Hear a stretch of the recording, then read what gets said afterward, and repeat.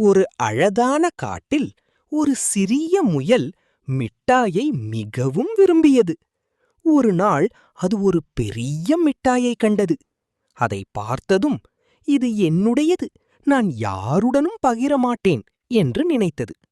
அது மகிழ்ச்சியாக வேகமாக குதித்துச் சென்றது. ஆனால் கவனிக்காமல் மிட்டாய் கீழே விழுந்தது. சிறிது நேரத்தில் முயலுக்கு மிட்டாய் எங்கே என்று தெரியவில்லை. அது கவலையுடன் தேட ஆரம்பித்தது. ஐயோ, என் மிட்டாய் போய்விட்டது.